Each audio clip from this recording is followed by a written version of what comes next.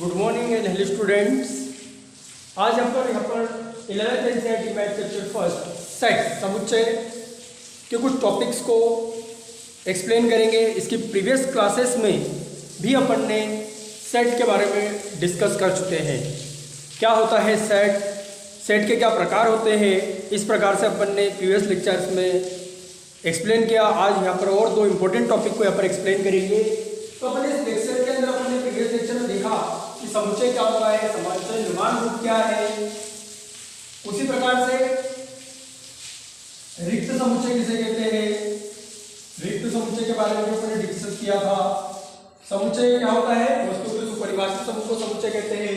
समुच्चय को अपन दो प्रकार से निरूपित कर सकते हैं, एक सारणीबद्ध रूप में और एक समुच्चय निर्माण रूप में। इस प्रकार से अपन समुच्चय को निरूपित कर सकते हैं। रिक्त समुच्चय किसे कहते हैं, जिसमें एक भी अवयव नहीं हो, जो अवयव रहित हो, ऐसा समुच्चय को रिक्त समुच्चय कहते हैं, जिसे पाई के द्वारा दर्शाया जाता है।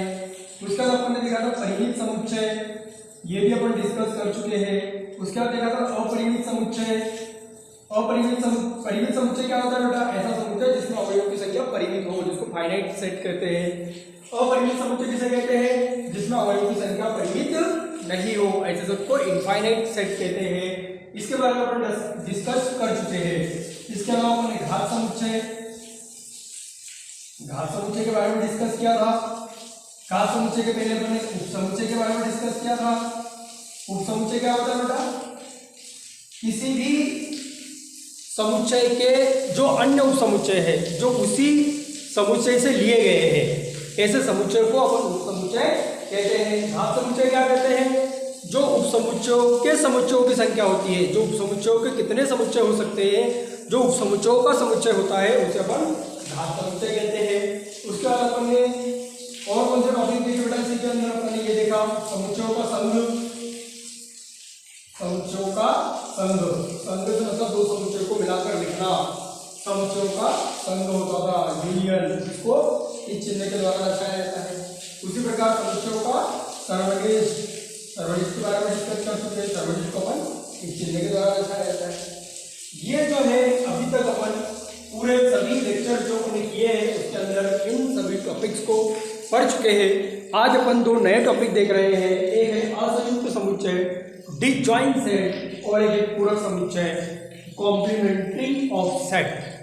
तो असंयुक्त समुच्चय ऐसा समुच्चय जो समुच्चयों का सर्वनिष्ठ रिक्त समुच्चय हो, तो उन समुच्चयों को असंयुक्त समुच्चय कहते हैं।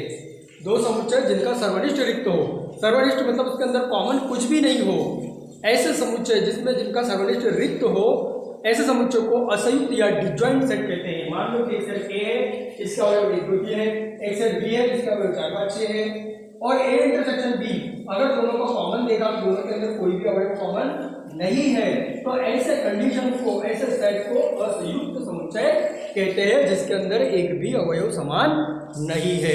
ऐसे सेट को असंयुक्त सेट, असंयुक्त समुच्चय या डिसजॉइंट सेट कहा जाता है। पूछने का अगला सेट है पूरक समुच्चय complement of set. Complement of set या पूरक समुच्चय किसे कहते हैं, तो कॉम्प्लीमेंट ऑफ सेट मतलब माना यू एक समष्टि समुच्चय है। अब समष्टि समुच्चय वो होता है जिसको इंग्लिश में यूनिवर्सल सेट कहते हैं। समष्टि समुच्चय मतलब ऐसा सेट जो सभी सेट से बड़ा हो, जिसके अंदर सबसे ज्यादा अवयव हो, और बाकी जो सेट है उस सेट के उप समुच्चय हो, ऐसे सेट को हम समष्टि समुच्चय कहते हैं, जो सबसे बड़ा है।